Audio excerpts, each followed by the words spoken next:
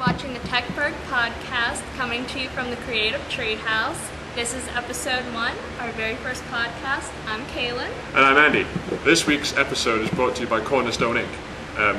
Call this number and get 10% off your printer, copier, and fax, toner, and ink. And you get 10% off Cornerstone's already great prices. And if you spend $100 or more, then you even get free shipping too. Right. I have to say that I used Cornerstone ink before for my little Lexmark printer at home. It's great, fully warranted ink. I've had no problems. If you've got any problems with it, you just send it back and I'll send you a new one. Cool. So, this week on TechBurgh, we have a 6-foot Apple. Google goes high def. 6 ways to extend Firefox. We'll explain RSS. We'll give you our website of the week. But first, a little introduction about the show. This is the companion podcast for the TechBurgh.com blog. If you've seen the blog, you'll know that we're all about giving you the latest, greatest tech and gadget news, tips, tricks, reviews, and how-tos. And if you haven't seen the blog, make sure you check it out at TechBurgh.com. Not only is it updated practically daily, but we have show notes from every podcast there too. So any details we mention, you'll find there. Okay, first up today we have Google's acquisition of the week. It seems they're buying a new company every week, and the one this week is Image America. Image America is a high-resolution aerial imagery company, and they've used them for their aerial imagery before and evidently liked them enough that they decided they just had to buy them. Image America makes high-resolution cameras that any company can use to take aerial photographs. They give details up to about 6 to 12 inches, so if they're flying above you and they can pretty much take a clear picture of your face if you're looking straight up. That's how detailed these things get. The price of the acquisition was not disclosed, but it's interesting to see how Google is taking it up a notch in compared to other Microsoft and other image mapping companies. Definitely. And 6 Mozilla Firefox extensions that are really useful to those web workers out there. Okay, Mozilla Mozilla is an open source company that makes a bunch of different stuff, but their main thing is the Firefox browser. Firefox is an open source browser, meaning that people can just look at the coding and take it apart and program their own stuff for it. The browser is Microsoft Internet Explorer's main competition. It can run on Apple or PC, and extensions are things that people program to let the browser do other things. So you can have it do stuff on its own, or you can have it render things on its own, change the toolbars and things like that. Any downloads to the extensions mentioned here, or the Mozilla browser itself, can be found on our show notes. Number 1, Faviconize. Okay, a favicon, F-A-V-I-C-O-N, is the little image that appears next to the address in your address bar. Companies set this up themselves. A lot of them are doing custom ones now, and the icon often has something to do with the website. It could be a logo or something like that.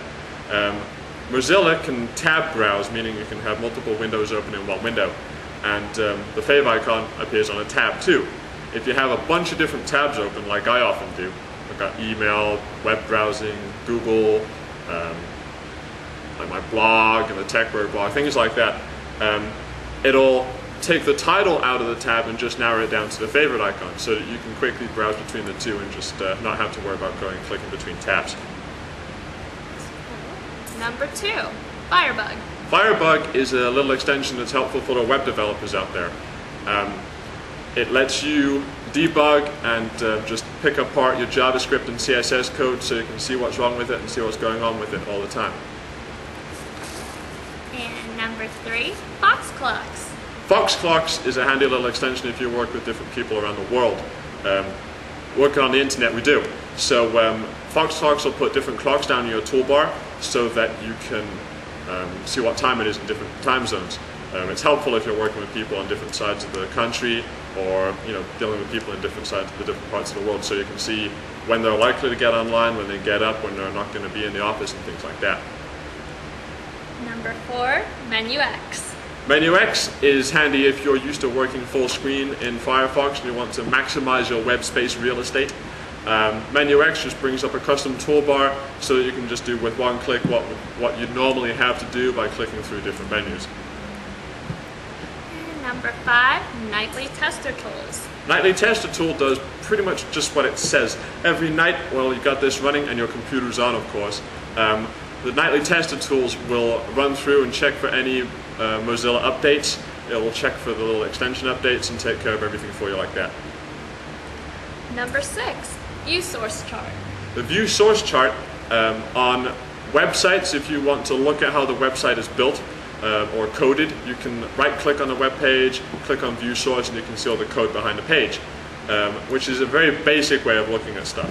The view source chart, it gives you a much more in-depth view of the code. It tells you about nested tables and all the coding behind all that stuff. So it's a view source, but really on steroids.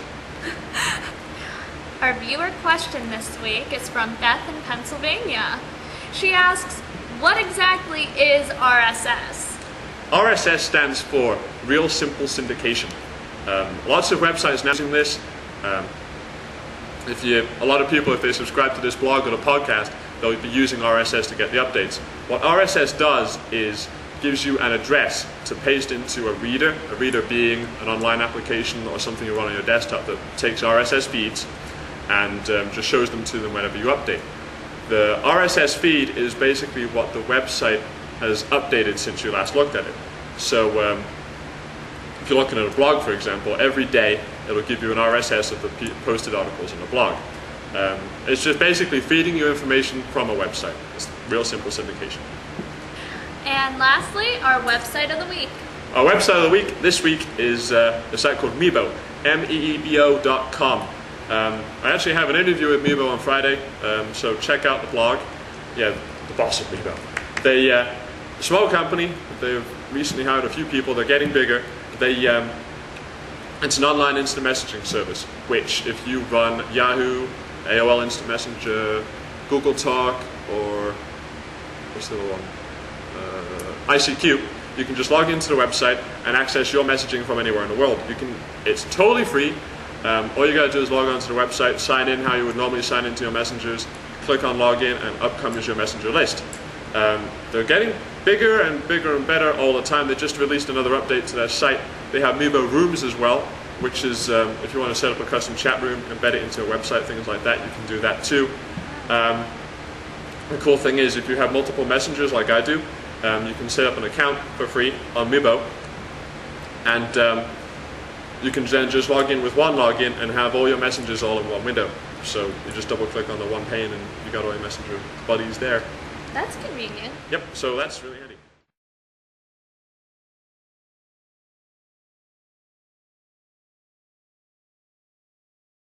Toner and copier. Ink, copier, toner. Good Lord. TechBurgh